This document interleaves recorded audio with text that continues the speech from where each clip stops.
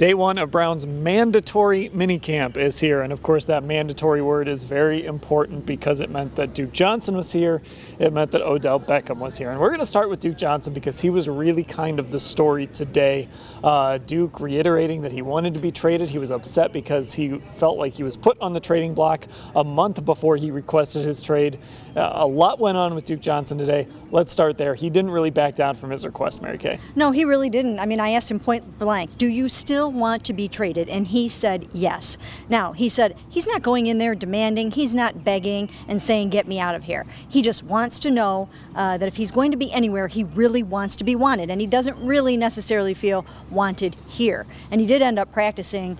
They had him on like the third team, and sometimes he's even the fourth team today. So if he is going to be on this football team, things are going to have to change around here very quickly. Yeah, and then Scott, Freddie Kitchens after practice was a little more, look, he's here, he's practicing, he's going to carry himself like a professional and leave that at the door. And he did sort of look like the old Duke at times today.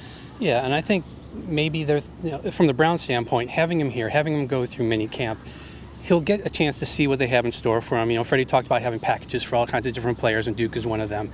And he said that even before he got here, reminding him that Duke is supposed to be a big part of this offense. So having him here and kind of getting a sense of where he fits, perhaps that helps him come to a different decision, and maybe at the end of this, he isn't so hard-lined on wanting to be traded.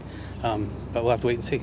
And Baker Mayfield, of course, had some strong words today regarding Duke Johnson. He was asked about the trade request, asked about how it would affect the team, and he point blank said it doesn't affect the team because it's self-inflicted.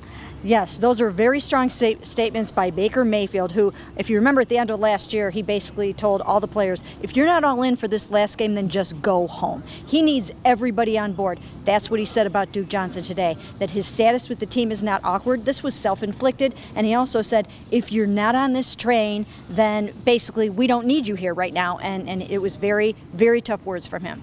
Now, Odell Beckham was here today as well. Our first chance to see him on the field. It was his first time being here since he showed up to that first OTA practice. And Scott, when you saw Odell Beckham, what did you kind of think of him? Did he live up to the expectations? I know it's hard in a minicamp setting, but what did you see? He looked good. I mean, he was very brightly dressed. I think when he was running routes, when he was out there with Baker in particular, it just seemed like there was a little bit, you looked at it and think he's a little off. That's just how it came out. And I think there were some times after a play happened when a ball was overthrown or defense would knock it around, there would be kind of these glances between him and whoever was near him receiver-wise. Sometimes it was Rashard Higgins, and there seemed to be a little bit of conversation about, who were you supposed to be here, who else was supposed to be there.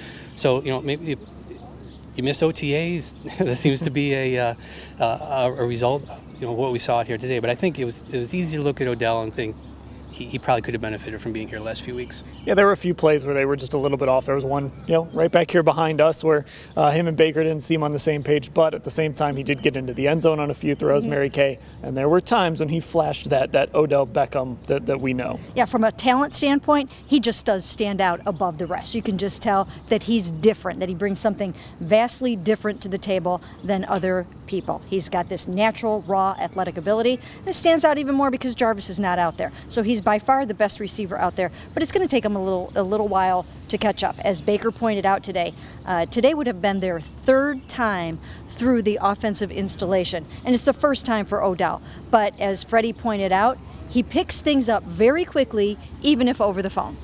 All right, our full coverage of Browns minicamp day one, you can find it all at cleveland.com/Browns.